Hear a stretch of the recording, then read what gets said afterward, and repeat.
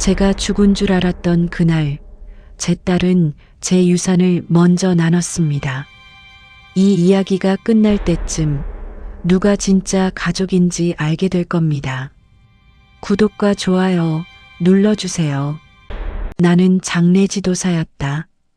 28배 이 일을 시작했으니 어느새 20년이 훌쩍 넘었다.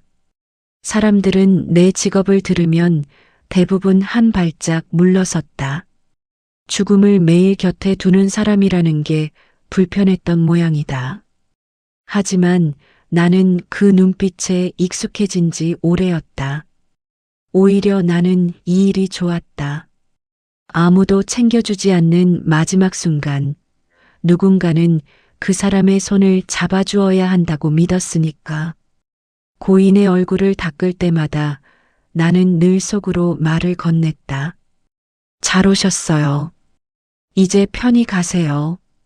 남편은 내가 이 일을 시작한 지 3년 만에 떠났다. 딸 수아가 5살이던 해였다. 교통사고였다. 아이러니하게도 나는 남편의 장례를 직접 치렀다. 동료들이 말렸지만 내가 해야 한다고 고집을 부렸다. 그게 내가 마지막으로 그에게 해줄 수 있는 일이었다. 그 이후로 나는 수아 하나만 보며 살았다. 빠듯했다. 장례 지도사의 월급이 넉넉한 편은 아니었고 야근도 잦았다. 누군가 세상을 떠나는 건 새벽을 가리지 않으니까.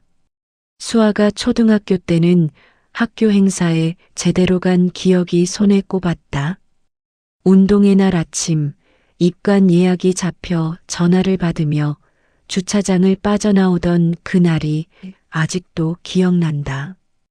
백미러 속에서 노란 체육복 차림의 수아가 손을 흔들고 있었다. 그래도 수아는 한 번도 내게 서운하다는 말을 하지 않았다. 엄마가 열심히 사는 거 알아. 나는 괜찮아. 그 말이 나를 버티게 했다. 나는 수아를 위해 틈틈이 돈을 모았다. 수아 앞으로 된 적금, 작은 아파트, 그리고 내가 들어둔 생명보험. 아이에게 짐이 되지 않으려고 미리미리 준비해둔 것들이었다. 혼자 키운 아이에게 줄 수 있는 건 그게 전부였으니까. 그리고 그날이 왔다. 오후 늦게 퇴근하다가 빗길에 미끄러진 차에 치였다. 순간이었다. 아스팔트 위에 쓰러졌을 때 몸이 움직이지 않았다. 머리 위로 빗줄기가 보였고 누군가의 고함 소리가 멀게 들렸다. 나는 눈을 감았다. 이렇게 끝나는 건가? 의외로 두렵지 않았다. 이상하게도 가장 먼저 떠오른 건 장례식장 창고 안에 가지런히 쌓인 수의들이었다. 내가 수십 번 손질했던 것들.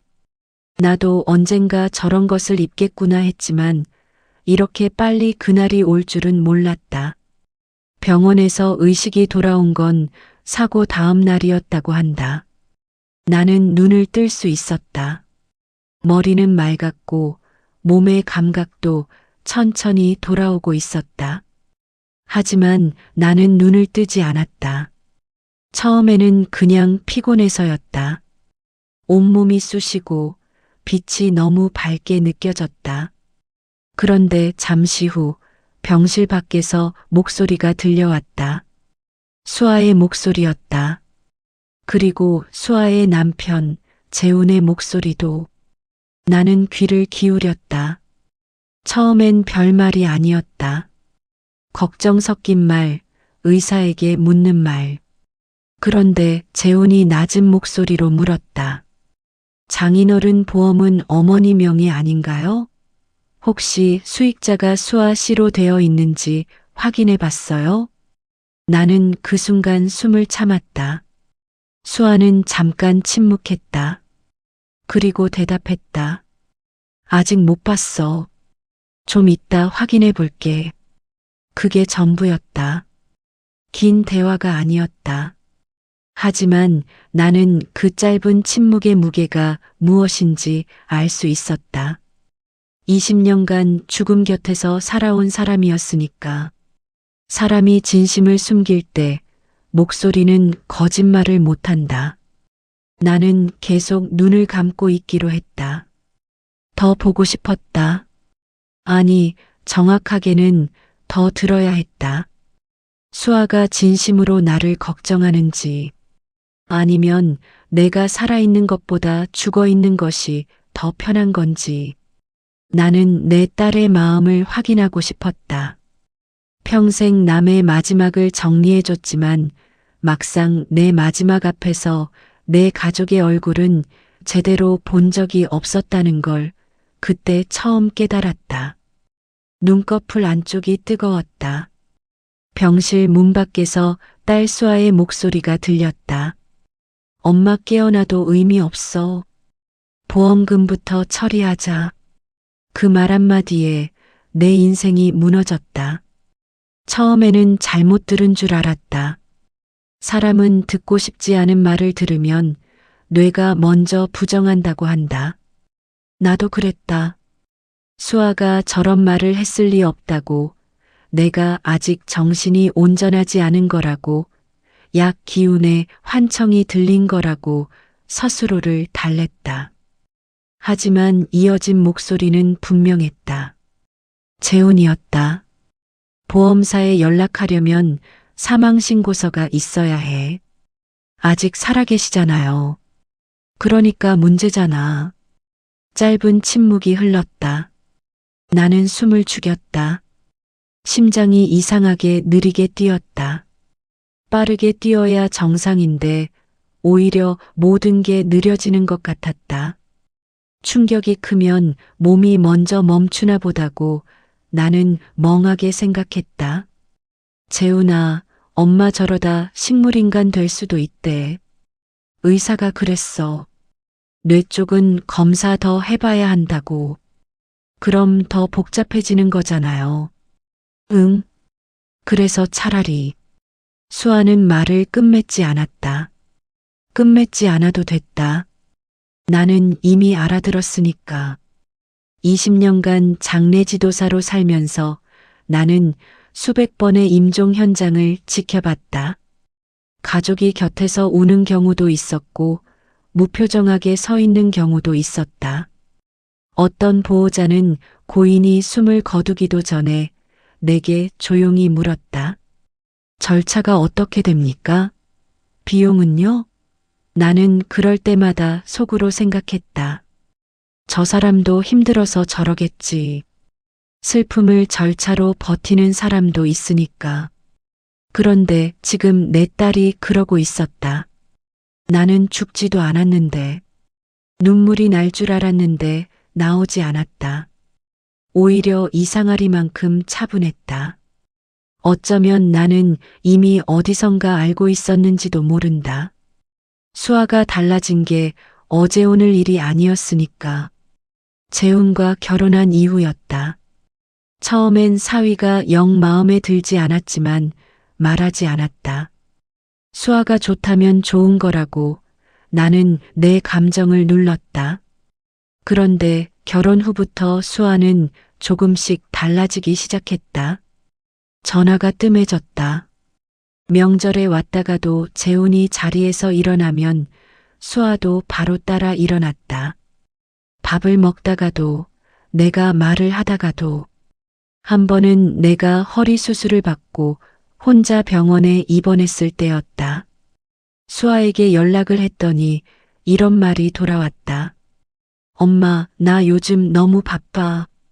재훈이 회사 일도 있고. 퇴원하면 말해줘. 나는 그래, 알았어 하고 끊었다. 그리고 혼자 수술 동의서에 서명했다. 옆 침대 환자 보호자가 내 눈치를 보며 물었다. 가족분은요? 나는 웃으며 대답했다. 바빠서요. 괜찮아요. 괜찮지 않았다. 하지만 나는 그때도 수아를 이해했다. 시집살이가 힘든 거겠지. 재훈이 까다로운 사람인 거겠지. 나까지 짐이 되면 안 된다고 생각했다. 그게 나였다. 평생 남의 짐이 되지 않으려 했던 사람. 그런데 그날 병실 복도에서 들은 딸의 목소리는 내가 그 모든 이해와 기다림으로 쌓아온 것들을 한순간에 허물었다. 잠시 후 병실 문이 열렸다. 수아가 들어왔다. 발소리가 천천히 다가왔다. 나는 눈을 감은 채 숨을 고르게 쉬었다. 자는 척을 했다. 수아는 내 옆에 서서 한참 아무 말도 하지 않았다. 나는 그 침묵이 무엇인지 알 수 없었다. 미안함인지 계산인지 아니면 그냥 아무 감정도 없는 건지. 그때 수아가 중얼거렸다. 엄마, 왜 이렇게 질기게 살아? 차갑지 않았다. 오히려 무너질 것 같은 목소리였다. 하지만 그 말 속에 담긴 건 걱정이 아니었다. 그건 피로였다. 내가 살아있는 것에 대한 피로. 나는 눈을 뜨지 않았다. 뜰 수가 없었다. 평생 남의 마지막을 존엄하게 만들어주려 했던 내가 내 딸에게는 그저 빨리 정리되어야 할 무언가가 되어 있었다. 수의를 고르고 꽃을 고르고 마지막 표정을 다듬어주던 내 손이 지금 이 차가운 병원 침대 위에서 아무것도 하지 못하고 떨고 있었다. 나는 그 손을 조용히 주먹 쥐었다. 아직 끝나지 않았다. 끝내주지 않겠다고 나는 속으로 다짐했다. 살아있는 것이 이렇게 서러운 일인지 나는 그날 처음 알았습니다. 나는 그날 결심했다. 이대로 죽은 사람이 아니라 다시 태어난 사람이 되기로. 사흘이 지났다. 나는 여전히 눈을 감고 있었다. 아니, 정확히는 감고 있는 척을 했다. 의사가 들어와 차트를 확인하고 나가도 간호사가 링거를 바꿔달아도 나는 꼼짝하지 않았다. 숨만 쉬었다. 그것으로 충분했다. 그 사흘 동안 나는 생각했다. 수아가 한 말을 곱씹었다가 지워버렸다가 다시 꺼내 들었다. 왜 이렇게 질기게 살아? 그 말이 머릿속에서 지워지지 않았다. 잠이 들려 하면 그 목소리가 다시 귓가에 맴돌았다. 나는 밤마다 천장을 향해 눈을 감고 물었다. 내가 뭘 잘못한 걸까? 대답은 나오지 않았다. 아니, 어쩌면 대답은 이미 알고 있었는지도 모른다. 나는 수아를 위해 살았다고 생각했지만 정작 수아가 원하는 방식으로 곁에 있어준 적은 없었다. 돈을 모았고 보험을 들었고 미래를 준비했다. 하지만 운동의 날 백미러 속에서 손을 흔들던 그 아이 곁에는 없었다. 그렇다고 해서 그것이 내 죽음을 먼저 계산하는 이유가 될 수는 없었다. 나는 그 생각에 이르렀을 때 비로소 울었다. 소리 없이 눈을 감은 채로. 베개가 젖었지만 닿지 않았다. 20년치의 무언가가 한꺼번에 흘러내리는 것 같았다. 남편을 떠나보낸 날도 이렇게 울지는 않았는데 나는 살아있는 내 딸 때문에 이렇게 무너지고 있었다. 그리고 사흘째 새벽 울음이 완전히 멎었을 때 나는 눈을 떴다. 천장이 보였다. 형광등 불빛이 희고 차가웠다. 나는 그 빛을 한참 바라봤다. 그러다 천천히 몸을 일으켜 앉았다. 온몸이 쑤셨지만 참을 수 있었다. 창밖으로 새벽 하늘이 보였다. 아직 해가 뜨기 전 가장 어두운 시간이었다. 나는 그 어둠을 보며 생각했다. 죽은 사람은 억울해도 말을 못한다. 20년간 내가 본 것들이었다. 유언도 없이 떠난 사람들, 마지막 말 한마디를 못 남긴 사람들, 재산을 둘러싼 가족들의 다툼을 뒤로하고 차갑게 식어가던 사람들. 나는 그들의 마지막을 정리하면서도 늘 생각했다. 살아있을 때 말했어야 했는데 나는 아직 살아있었다. 그렇다면 말할 수 있었다.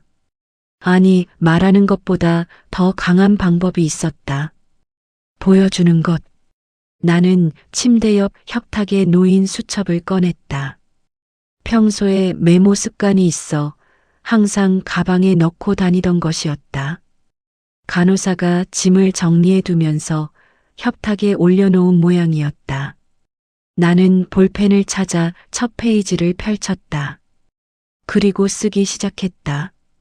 바꿔야 할 것들, 정리해야 할 것들, 해야 할 것들. 첫 번째로 쓴 건 이름이었다. 이름을 바꾼다. 이상한 결심처럼 보일 수 있다. 하지만 나는 진지했다. 장례 지도사로 오래 일하다 보면 사람의 이름이 얼마나 많은 걸 끌고 다니는지 알게 된다. 이름 하나에 관계가 붙고 역할이 붙고 기대와 실망이 붙는다. 나는 지금의 내 이름으로는 수아의 엄마이고 고인의 아내이고 혼자 사는 장례 지도사였다. 그 이름으로는 다시 시작할 수 없었다. 새 이름이 필요했다. 새 사람이 필요했다. 두 번째로 쓴 건 계획이었다. 퇴원 후 지금의 삶을 완전히 정리하기로 했다.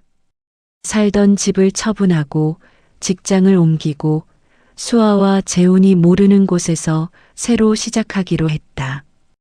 그들이 나를 찾을 이유도 찾을 방법도 없게 만들기로 했다.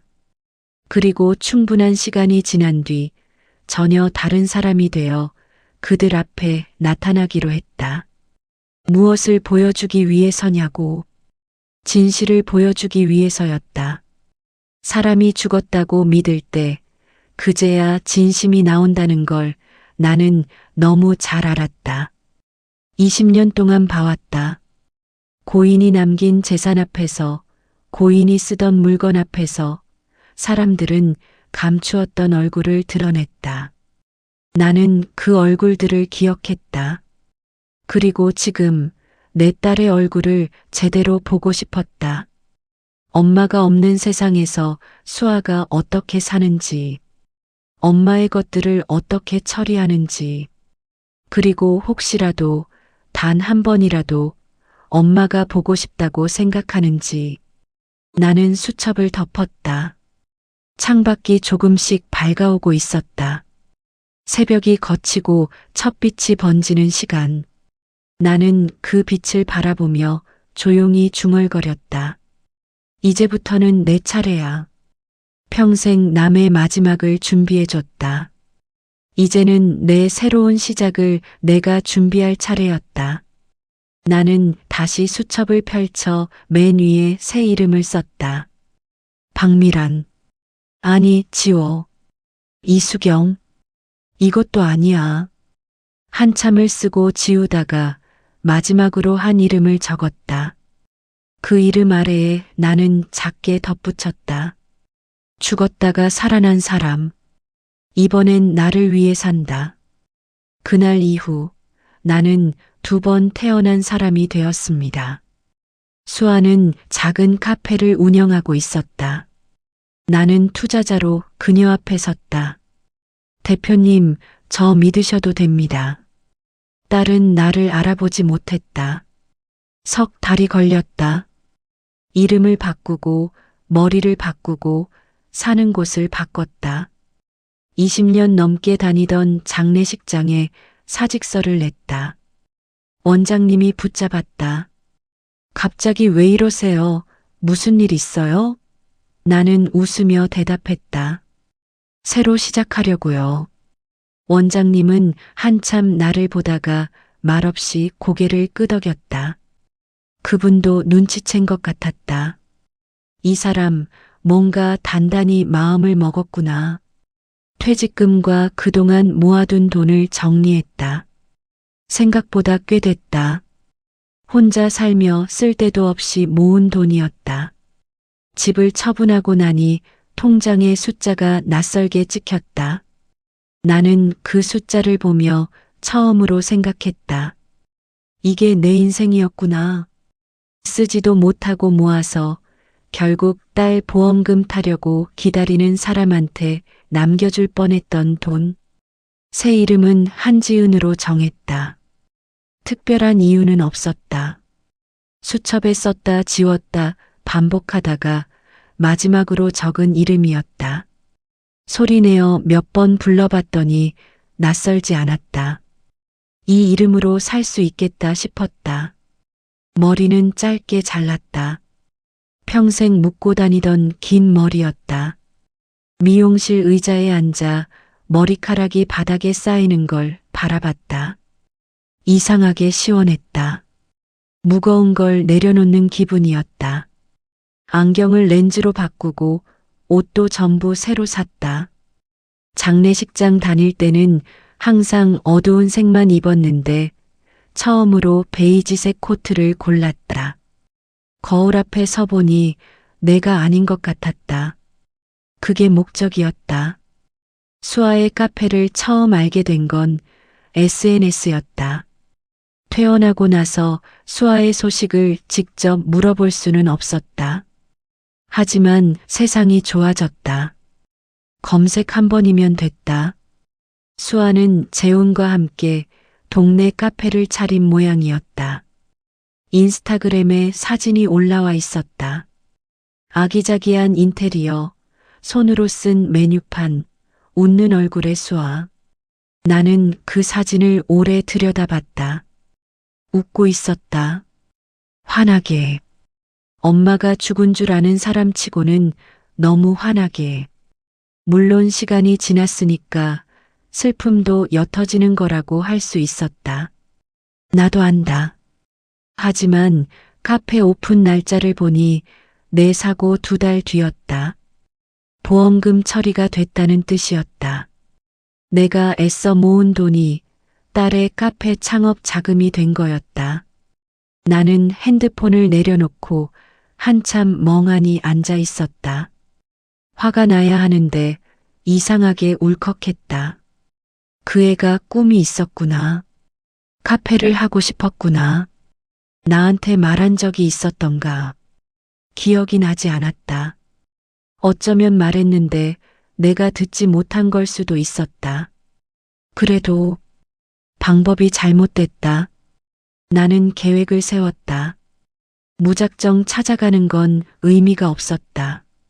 나를 알아보는 순간 모든 게 끝나버린다.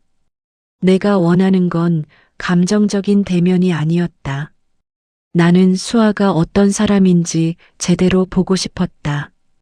엄마 없이, 죄책감 없이, 그냥 한 사람으로 살아가는 수아가 어떤 얼굴을 하고 있는지.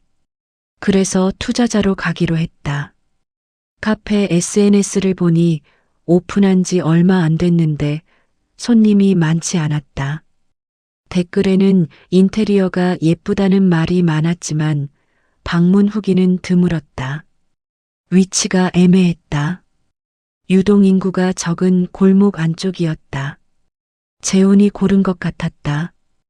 임대료가 싼 자리를 고른 거겠지. 하지만 카페는 목이 전부인데 나는 며칠을 준비했다. 명함을 만들었다. 한지은 외식업 컨설턴트 겸 소규모 카페 투자자. 거짓말이 아니었다. 장례식장을 운영하며 쌓인 시설 관리, 인력 관리, 고객 응대 경험이 있었다. 공부를 조금 더 하면 됐다. 나는 일주일 동안 카페 창업 관련 책을 5권 읽었다. 그리고 문을 밀고 들어갔다. 카페 안은 조용했다. 손님이 2 테이블 뿐이었다. 수아는 카운터 뒤에서 무언가를 정리하고 있었다. 등을 보이고 있어서 처음엔 얼굴을 못 봤다. 어서 오세요. 목소리가 들렸다. 내가 매일 들어온 목소리였다. 나는 잠깐 멈췄다가 걸음을 이었다. 수아가 돌아섰다. 눈이 마주쳤다. 알아보지 못했다. 당연한 거였다. 짧은 머리, 렌즈, 베이지 코트. 무엇보다 수아에게 나는 이미 죽은 사람이었다. 죽은 사람이 살아 돌아올 거라고 생각하는 사람은 없다. 사람은 보고 싶은 것만 보고 있을 수 없는 것은 처음부터 보지 않는다. 수아의 눈빛이 나를 훑었다. 손님을 맞이하는 눈빛, 낯선 사람을 보는 눈빛, 내가 알던 아이의 눈이 아니었다. 나는 조용히 미소를 지었다. 대표님, 잠깐 시간 괜찮으세요? 카페 관련해서 드릴 말씀이 있어서요.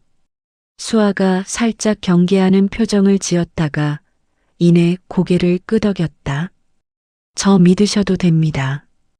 딸은 나를 보며 웃었다.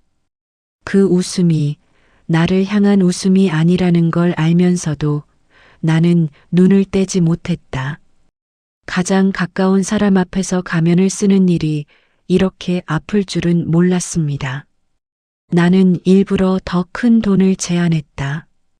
사업 확장, 프랜차이즈, 투자금 수십억.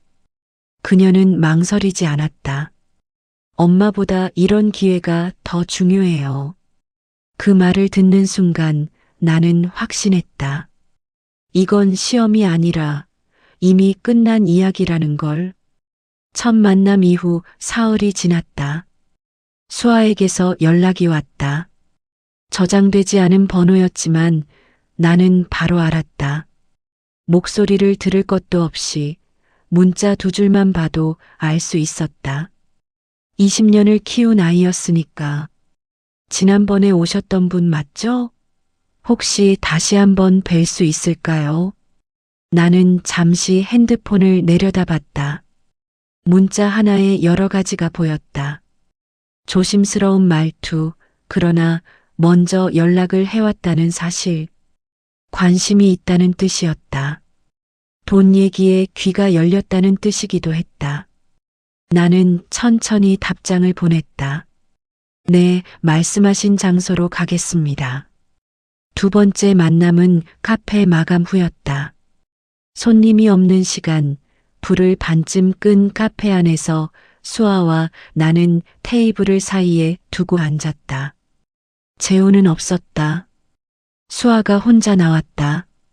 나는 서류를 꺼냈다. 진짜처럼 보이는 투자 제안서였다. 며칠 밤을 새워 만든 것이었다.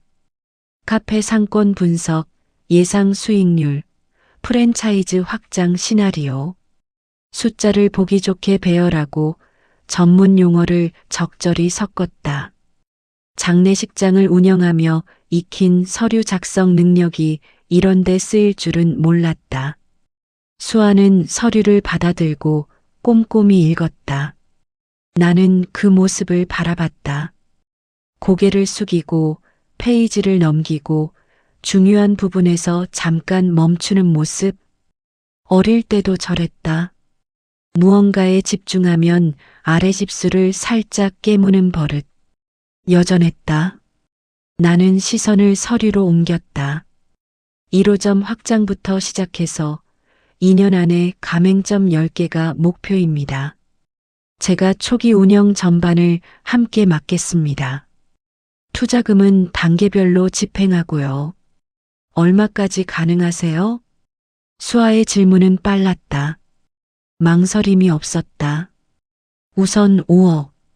반응 보고 추가로 30억까지 볼 수 있습니다.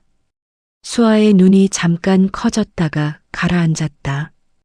감정을 숨기는 연습이 된 사람의 표정이었다. 나는 그 찰나를 놓치지 않았다. 놀랐다. 그리고 욕심이 생겼다. 순서가 그랬다. 조건이 있어요? 하나만요. 대표님이 이 사업에 온전히 집중하실 수 있는지, 다른데 신경이 분산되면 안 됩니다. 수아는 잠깐 시선을 창밖으로 돌렸다. 나는 그때 조용히 말을 얹었다. 개인적인 사정은 없으세요? 가족 문제라든가. 순간 수아의 표정이 미묘하게 굳었다. 나는 숨을 참았다. 이 질문을 하고 싶어서 여기까지 온 것이었다. 수아는 잠시 후 입을 열었다. 엄마가 얼마 전에 돌아가셨어요. 나는 고개를 끄덕였다. 표정을 관리했다. 눈썹 하나 움직이지 않으려 했다. 많이 힘드셨겠네요. 원래 사이가 좋진 않았어요. 바쁜 사람이었거든요. 저한테 잘해준 기억이 별로 없어서 가슴 어딘가가 조용히 무너졌다. 나는 아무 말도 하지 않았다. 할 수가 없었다. 수아는 계속했다. 솔직히 말하면요. 엄마가 남긴 돈으로 이 카페 시작했어요. 그게 좀 아이러니하죠. 살아계실 때는 뭘 해줬나 싶은 분인데 가시고 나서야 도움이 됐으니까. 웃음기 없는 담담한 말투였다. 나는 천천히 고개를 끄덕이며 물었다. 그래도 가끔 보고 싶으실 때가 있지 않나요? 수아는 잠깐 대답하지 않았다. 그 침묵이 길어질수록 나는 조금씩 기대를 했다. 어쩌면 수아도 속으로는 후회하고 있는 건 아닐까. 병실에서 한 말을 되새기며 잠 못 드는 밤이 있는 건 아닐까. 그런데 수아가 말했다. 글쎄요. 엄마보다 이런 기회가 더 중요하다는 게 맞는 것 같아요. 지금 저한테는 담담했다. 차갑지도 않았다. 그냥 사실을 말하는 것처럼, 오늘 날씨를 말하는 것처럼. 나는 그 순간 무언가가 끊어지는 소리를 들었다. 소리가 난 건 아니었다. 하지만 분명히 들렸다. 오랫동안 팽팽하게 당겨져 있던 실 하나가 힘없이 툭 끊어지는 소리. 이건 시험이 아니었다. 시험이라는 건 아직 결과를 모를 때 하는 말이다. 나는 이미 답을 알았다. 수아는 나를 그리워하지 않았다. 보고 싶지 않았다. 내가 없는 세상이 불편하지 않았다. 오히려 내가 남긴 돈으로 자기 꿈을 시작했고 그게 아이러니하다고 말하면서도 목소리 하나 흔들리지 않았다. 나는 서류를 천천히 정리했다. 좋습니다. 다음 주에 다시 뵙죠. 수아는 밝게 웃었다. 기대에 찬 눈빛이었다. 그 눈빛이 낯설었다. 내가 알던 수아의 눈빛이 아니었다. 내가 살아있을 때 나를 바라보던 눈빛은 저게 아니었다. 저건 기회를 보는 눈이었다. 카페를 나와 골목을 걸으면서 나는 한 번도 뒤를 돌아보지 않았다. 돌아보면 안 될 것 같았다. 유리창 너머로 서류를 다시 펼쳐보고 있을 수아의 모습이 눈에 선했다. 그걸 보면 내가 흔들릴 것 같았다. 무너질 것 같았다. 나는 걸었다. 걷고 또 걸었다. 수아는 점점 변해갔다. 직원들을 함부로 대하고 나를 이용하려 했다.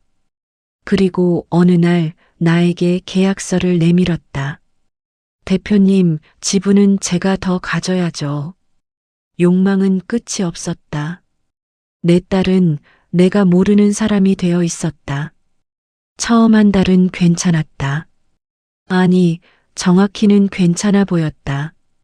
수아는 부지런했다.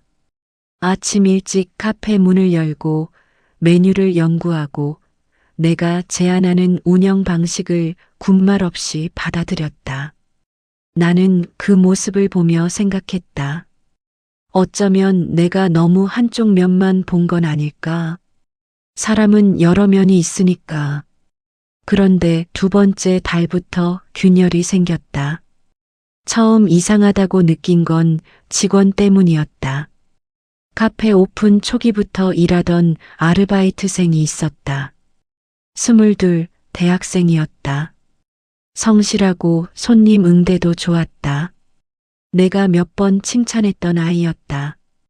어느 날 그 아이가 실수를 했다. 주문을 잘못 받은 거였다. 크지 않은 실수였다. 손님도 이미 웃으며 넘어간 상황이었다. 그런데 수아는 마감 후 그 아이를 카운터 앞에 세워놓고 목소리를 높였다. 이런 것도 제대로 못하면서 왜 여기서 일해요? 나 지금 여유 없거든요. 아이는 고개를 숙인 채 죄송하다고 했다. 수아는 등을 돌리며 덧붙였다. 다음 달 계약 다시 생각해 볼게요. 나는 그 자리에 있었다. 아무 말도 하지 않았다. 못 들은 척 서류를 들여다봤다. 하지만 손이 떨렸다. 수아가 저런 말투를 쓰는 사람이었나? 나는 기억을 뒤졌다. 어릴 때 수아는 오히려 여린 아이였다. 친구가 힘들다고 하면 밤새 전화를 붙들고 있던 아이였다. 그런데 지금 저 눈빛은 나는 모르는 눈빛이었다. 그 뒤로 나는 의도적으로 더 자주 카페에 머물렀다. 투자자로서 현장을 본다는 명목이었지만 사실은 수아를 보기 위해서였다. 더 정확하게는 수아가 사람을 어떻게 대하는지 보기 위해서였다. 볼수록 불편했다. 직원이 조금만 느려도 한숨을 쉬었다. 손님이 까다로운 요구를 하면 뒤돌아서서 눈을 흘겼다. 재훈이 카페에 들를 때면 직원들 앞에서 거리낌 없이 불평을 늘어놓았다. 여기 애들이 영 답답해. 일머리가 없어. 재훈은 그럴 때마다 맞장구를 쳤다. 나는 그 광경을 보며 이상한 기분이 들었다. 저 둘이 함께 만들어진 사람들 같다는 생각이 들었다. 오래 함께 살면 닮는다더니 닮은 방향이 잘못됐다. 그리고 그날이 왔다. 투자 계약을 본격적으로 논의하는 자리였다. 나는 변호사 지인을 통해 표준 계약서를 준비했다. 지분은 투자 비율에 따라 나누는 구조였다. 사업을 오래 해온 사람이라면 이상할 것 없는 내용이었다. 수아는 계약서를 훑어보다가 볼펜을 내려놨다. 대표님, 이 지분 구조는 좀 다시 봐야 할 것 같아요. 어떤 부분이요? 저한테 불리하잖아요. 제가 현장을 다 운영하는데 지분이 이것밖에 안 돼요? 브랜드는 제 거예요. 제가 만든 거라고요. 나는 천천히 말했다. 투자금 비율로 보면 합리적인 구조예요. 합리적이요? 수아가 살짝 웃었다. 비어있는 웃음이었다. 대표님은 돈만 넣으시는 거잖아요. 발로 뛰는 건 접니다. 그럼 제가 더 가져야 맞죠? 현장 운영 기여도는 급여로 반영이 되어 있는데요. 그건 달라요. 수아는 새 계약서를 꺼냈다. 미리 준비해 온 것이었다. 자기 지분을 15% 더 높인 내용이었다. 나는 그 서류를 받아들고 잠자코 읽었다. 법률 검토까지 받은 흔적이 있었다. 즉흥적인 요구가 아니었다. 미리 계획한 것이었다. 재훈의 아이디어일 거라는 건 보지 않아도 알았다. 나는 서류를 덮으며 물었다. 왜 처음부터 이 조건으로 말씀 안 하셨어요? 처음엔 투자가 실제로 될지 몰랐죠. 수아는 솔직했다. 너무 솔직해서 오히려 더 씁쓸했다. 이제 되는 거 확인했으니까요. 나는 그 말을 가만히 받아들였다.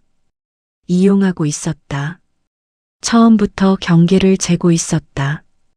투자가 확실해지자 이제 더 가져가려는 것이었다. 내가 어떤 사람인지, 왜 이 카페에 관심을 가졌는지 단 한 번도 궁금해하지 않았다. 나는 수아에게 그냥 돈이었다. 엄마가 남긴 보험금이 카페가 됐듯이 나는 카페를 키워줄 다음 돈이었다. 나는 조용히 볼펜을 집었다. 서명은 하지 않았다. 서류를 반듯하게 정리해서 수아 앞으로 밀었다. 다음 주에 다시 얘기하죠. 수아는 표정이 굳었다가 이내 웃음을 만들었다. 투자자를 놓치면 안 된다는 계산이 그 웃음 뒤에 있었다. 나는 카페를 나오며 생각했다. 이 아이를 처음 안았던 날, 그 작고 따뜻한 무게가 생각났다. 이름을 뭐라고 지을까 며칠을 고민했던 것도 수아, 물수 아이야. 물처럼 맑은 아이가 되라고. 지금 내 앞에 있는 사람은 내가 이름을 붙여준 그 아이가 맞는데 나는 도무지 알 수가 없었다. 물이 언제부터 이렇게 탁해진 건지. 나는 모든 걸 끝내기로 했다. 수아야. 그녀가 멈췄다. 그 보험금 결국 못 받았지? 내가 병실에서 들었던 그 말을 그대로 꺼냈다. 그녀의 얼굴이 새하얗게 질렸다. 엄마. 나는 천천히 웃었다. 그래, 내가 버린 그 엄마 맞다. 그날은 평범하게 시작됐다. 수아가 보낸 문자가 아침 일찍 왔다. 계약서 건으로 다시 얘기하자는 내용이었다. 지난주에 내가 서명을 미룬 뒤로 수아는 매일 연락을 해왔다. 초조한 것이었다. 나는 그 초조함을 알면서도 답장을 천천히 보냈다. 오늘 오후에 가겠습니다. 카페로 가는 길에 나는 오래 걸었다. 지하철을 타면 20분이면 될 거리를 버스를 갈아타며 1시간 넘게 걸렸다. 일부러였다. 마지막으로 이 거리를 제대로 걷고 싶었다. 나는 이미 결정해둔 것이 있었다. 오늘로 끝내기로 했다. 처음 계획은 더 길었다. 수아 곁에서 충분히 지켜보고 사업을 어느 정도 궤도에 올려준 뒤 조용히 사라지는 것이었다. 투자자로 들어왔다가 투자자로 떠나는 것. 수아는 끝까지 나를 모르는 채로. 그게 나을 것 같았다. 그런데 지난주 계약서를 보면서 마음이 바뀌었다. 사라지는 건 비겁한 일이었다. 내가 평생 해온 짓이었다. 참고, 이해하고, 모른 척하고, 결국 혼자 감당했다. 그게 나였다. 그런데 그렇게 살았더니 딸이 내 죽음을 계산했다. 내가 없어도 괜찮은 사람이 됐다. 아니, 내가 없는 편이 더 편한 사람이 됐다. 이번엔 말해야 했다. 도망치지 않고 감추지 않고 내가 여기 있었다는 것을, 내가 다 들었다는 것을, 그리고 그럼에도 불구하고 이 자리까지 왔다는 것을. 카페 문을 열었다. 오후 늦은 시간이라 손님이 없었다. 직원 한 명이 테이블을 닦다가 고개를 들었다. 수아는 카운터 뒤에서 노트북을 보고 있었다. 나를 보더니 반색을 했다. 오셨어요. 계약서 다시 검토해 봤는데요. 제가 몇 가지 더 정리해 왔어요. 나는 대답하지 않았다. 카운터 앞으로 걸어갔다.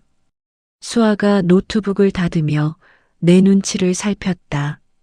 뭔가 이상하다는 걸 눈치챈 것 같았다. 대표님, 왜 그러세요? 나는 잠시 수아의 얼굴을 바라봤다. 20년이 보였다. 5살 때 손을 잡고 걷던 게 보였다. 10살 생일날 케이크를 사들고 야근 마치고 뛰어오던 내가 보였다. 수아가 처음 학교 가던 날 교복이 크다고 울던 게 보였다. 그 많은 날들이 지금 이 얼굴 위에 겹쳐 보였다. 나는 천천히 입을 열었다. 수아야. 이름을 불렀다. 한지은이 아닌 내 목소리로. 엄마의 목소리로. 수아가 굳었다. 표정이 멈췄다. 아무 말도 하지 않았다. 하지만 눈이 달라졌다. 무언가를 감지한 눈이었다. 사람은 이성보다 몸이 먼저 안다. 수아의 몸이 먼저 알아챈 것 같았다. 그 보험금 결국 못 받았지? 수아의 입술이 열렸다가 닫혔다. 무슨 말씀을? 병실에서 들었어. 재훈이 보험금 수익자 확인하라고 하던 거, 내가 대답하던 거 하나씩 꺼냈다. 감정 없이 사실만. 20년간 염습을 하면서 손이 떨려도 표정을 관리하는 법을 배웠다. 나는 그 방법으로 지금 이 말들을 꺼냈다. 왜 이렇게 즐기게 살아? 라고도 했지. 기억해? 수아의 얼굴에서 혈색이 빠졌다. 천천히 눈에 보이게 새하얗게 질렸다. 엄마, 목소리가 달랐다. 아까까지의 목소리가 아니었다. 투자자를 대하던 목소리가 아니었다. 5살짜리가 어둠 속에서 엄마를 부르던 것 같은 목소리였다. 나는 그 목소리에 흔들리지 않으려 했다. 그래. 고개를 끄덕였다. 내가 버린 그 엄마 맞다. 수아의 눈에 눈물이 차올랐다. 빠르게, 감당이 안 되는 속도로 손이 카운터를 잡았다. 몸을 지탱하려는 것 같았다. 어떻게 살아있어요. 사망 신고가 내가 한 거야. 죽은 척하기로 한 거야. 내 진심을 보려고. 엄마, 다 봤어, 수아야. 나는 목소리를 높이지 않았다. 울지도 않았다. 그냥 말했다. 있는 그대로. 보험금 받아서 카페 차린 거, 나를 귀찮은 사람으로 기억하는 거, 엄마보다 기회가 중요하다는 거, 다 들었고 다 봤어. 수아가 손으로 입을 막았다. 죄송해요, 엄마. 저 그때 제정신이 아니었어요. 재훈이 자꾸 그러니까. 알아. 나는 짧게 말했다. 그래서 더 말하는 거야. 카페 안이 조용했다. 직원은 언제 나갔는지 보이지 않았다. 수아와 나만 남아 있었다. 환하게 켜진 조명 아래 우리 둘이. 나는 가방에서 봉투 하나를 꺼냈다. 이거. 수아가 봉투를 받아 열었다. 안에는 서류가 들어 있었다. 투자 철회 서류가 아니었다. 내 진짜 이름으로 쓴 편지였다. 수아가 태어나던 날부터 썼다. 운동의 날 100m 속에서 손 흔들던 것도, 혼자 수술 동의서에 서명하던 것도, 빗속에서 쓰러지던 것도, 그리고 병실에서 눈을 감고 누워 딸의 목소리를 듣던 것도 전부 썼다. 수아가 편지를 읽기 시작했다. 나는 그 모습을 바라보다가 조용히 몸을 돌렸다. 할 말은 다 편지에 있었다. 나머지는 수아가 감당할 몫이었다. 문을 열고 나오는데 등 뒤에서 소리가 들렸다. 엄마. 나는 멈췄다. 가지 마요. 나는 대답하지 않았다. 하지만 발은 움직이지 않았다. 수아는 무너졌다. 무릎을 꿇고 울며 매달렸다. 하지만 나는 손을 내밀지 않았다. 사람은 돈이 아니라 선택으로 무너지는 거야. 나는 등을 돌렸다. 이번엔 내가 떠날 차례였다. 그리고 그날 처음으로 깨달았다. 가족이란 피가 아니라 끝까지 지켜주는 사람이라는 걸. 수아는 바닥에 주저앉아 울었다. 처음엔 소리도 없었다. 어깨만 흔들렸다. 그러다 편지의 페이지가 넘어갈수록 소리가 새어나왔다. 낮고 깊은 곳에서 올라오는 소리였다. 꾹꾹 눌러왔던 것이 한꺼번에 터지는 소리. 나는 그 앞에 서 있었다. 손을 내밀고 싶었다. 솔직히 말하면 내밀고 싶은 마음이 굴뚝 같았다. 저 아이가 울면 나는 항상 달려갔으니까. 무릎이 까지면 약을 발라주고 친구랑 싸워서 울면 밤새 옆에 앉아 있었다. 수아가 우는 걸 보면서 아무것도 안 하는 건 내 몸에 없는 일이었다. 그런데 이번엔 하지 않았다. 수아가 손으로 바닥을 짚으며 고개를 들었다. 눈이 퉁퉁 부어 있었다. 눈물과 콧물이 범벅이 된 얼굴이었다. 어릴 때 크게 울던 얼굴이랑 똑같았다. 나는 그 얼굴을 보면서 가슴이 찢어지는 것을 느꼈다. 엄마, 잘못했어요. 목소리가 갈라졌다. 내가 그때 왜 그랬는지 모르겠어요.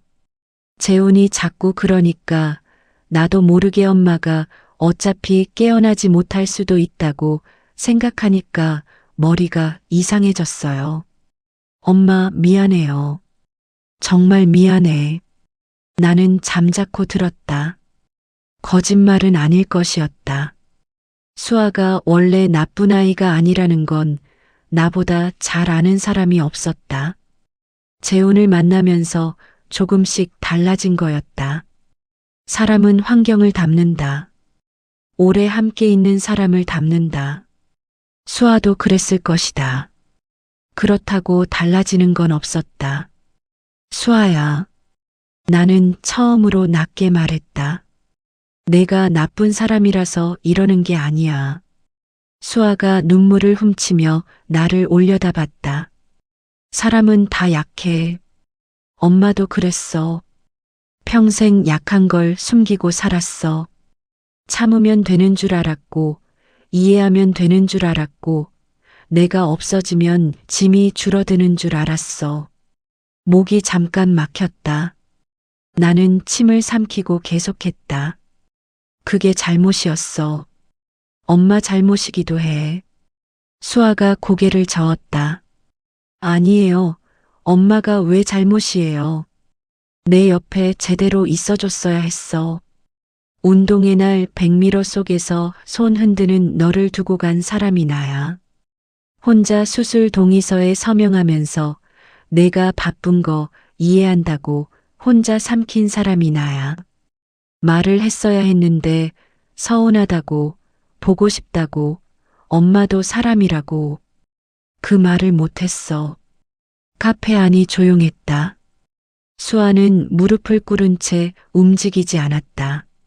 나는 그 앞에서 천천히 말을 이었다. 그런데 수아야, 미안하다는 말만으로 되는 것과 안 되는 것이 있어. 수아의 눈이 흔들렸다. 병실에서 내가 한 선택은 내가 약해서 한 게 아니야. 생각하고 한 거야.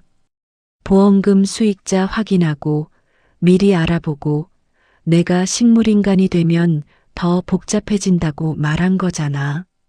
그건 실수가 아니야. 엄마, 사람은 돈이 아니라 선택으로 무너지는 거야. 수아가 입술을 깨물었다. 나는 그 말을 하면서 수아만을 떠올린 게 아니었다. 나 자신도 떠올렸다. 평생 선택을 회피했던 나. 맞서는 대신 참았고, 말하는 대신 삼켰고, 떠나는 대신 버텼다.